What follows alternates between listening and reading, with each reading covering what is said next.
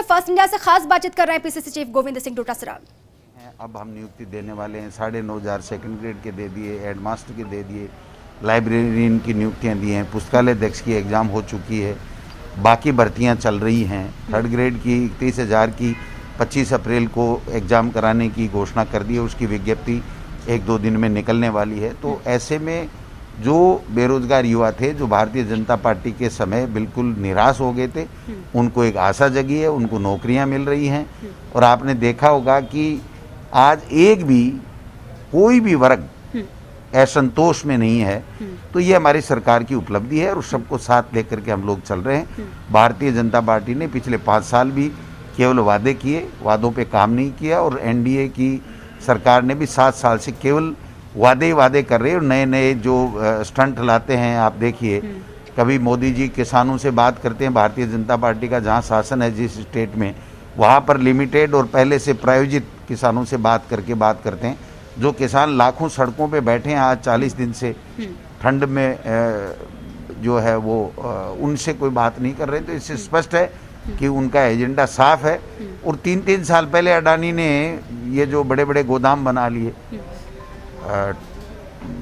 Latest technology के, तो आप बताइए, जब इनके मन में कुछ था ही नहीं तो ये कानून आने से पहले उन्होंने कैसे बना लिए, किस लिए बना लिए? तो ये सब चीजें पूरे देश के लोग जान चुके हैं और किसानों से तुरंत मोदी जी को बात करनी चाहिए और किसानों की मांग को मानना चाहिए। सर, कल का दिन बेहद महत्वपूर्ण है कांग्रेस के लिए। क्या कुछ राज्य में कार्यक्रम होंगे? कोरोना भी एक तरफ है और दूसरी तरफ ये महत्वपूर्ण दिन। बिल्कुल, देखिए, कांग्रेस का स्थापना दिवस है, हमारे लिए बहुत महत्वपूर्ण दिन है। कांग्रेस के लोग इसको एक तरीके से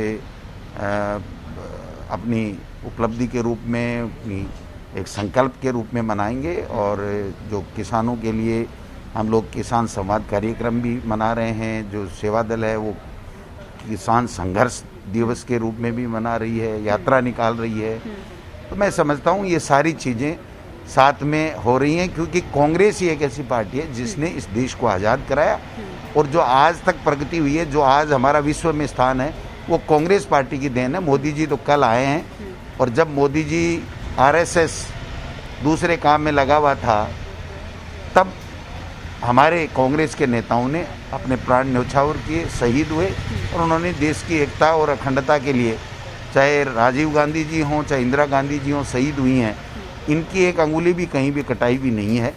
तो निश्चित रूप से देश की जनता अब जान चुकी है कि ये झूठी बातें करते हैं, झूठे वादे करते हैं, केवल गुमराह करने का काम करते हैं। आज पेट्रोल डीजल के क्या भाव हैं, दूसरी चीज़ों के क्या भाव हैं, गैस के सिलेंडर का क्या भाव है, उस पर कोई बात करने के लिए तैयार नहीं है। केवल मन की बातें करती हैं, काम की बातें मोदी जी नहीं करते। सर, एक आखिरी सवाल मेरा ये है, पीसीसी चीफ की जिम्मेदारी तो आपके कंधों पर है ही, लेकिन बतौर शिक्षा मंत्री जिस तरीके से हम देख रहे हैं लगातार अभिभावकों में, पेरेंट्स में बहुत सारी बातें हो रही हैं, कब इसका समाधान निकलेगा? क्योंकि सबसे ज्यादा हलकान इस कोरोना काल में अगर कोई हुआ तो वो बच्चे हुए हैं, कई सारी चीजें हो रही हैं। देखिए, 2 साल में शिक्षा विभाग में ऐतिहासिक काम हुए हैं, अच्छे नवाचार हुए हैं। कोरोना काल में बोर्ड की परीक्षाएं भी हमने कराई है, नीट और जेईई बच्चे दे सके हैं, ऑनलाइन एजुकेशन दिला रहे हैं, दूरदर्शन और रेडियो के माध्यम से भी दिलाए हैं। अब स्कूल खोलने का फैसला इतने दिन तो केंद्र सरकार ने रोक रखा था, अब उनकी एसओपी आई है कि राज्य सरकार तय करें। तो हमने होम डिपार्टमेंट, हेल्थ डिपार्टमेंट, विशेषज्ञ, उनसे चर्चा कर रहे हैं। लेकिन हमारे बच्चों की पढ़ाई बाधित नहीं हो, इसके लिए हमने सारे स्कूली शिक्षा में आदेश जारी करके घर बैठे आओ, घर से सीखें कार्यक्रम भी चला रखा है। तो ऐसे में पूरे देश में राजस्थान ही एक ऐसा है जहां पर उन बच्चों को घर बैठे को अच्छी एजुकेशन देने का काम हमारी सरकार कर रही है। और इंग्लिश मीडियम के स्कूल खोलना और ये सब चीज़ आप देख ही रहे हो, क्वालिटी एजुकेशन में 2 नंबर पे पूरे देश में आना, और जो इंस्पायर अवार्ड है उसमें पूरे देश में नंबर 1 आना, ये सब चीज़ें सरकार के काम को बताती हैं। Thank you so much sir, thank you. तो ये थे हमारे साथ पीसीसी चीफ गोविंद सिंह डोटासरा, जिन्होंने ना सिर्फ अजय माकन के दौरे को लेकर अपनी बातें रखी, साथ ही शिक्षा को लेकर भी बातें कही कि 2 साल में कई सारे परिवर्तन हुए और आने वाले वक्त में भी राज्य में जितने भी कार्यक्रम होंगे वो जनता की भलाई के लिए ही होंगे। कैमरा पर्सन पवन के साथ मैं खुशबू, फर्स्ट इंडिया न्यूज, जयपुर।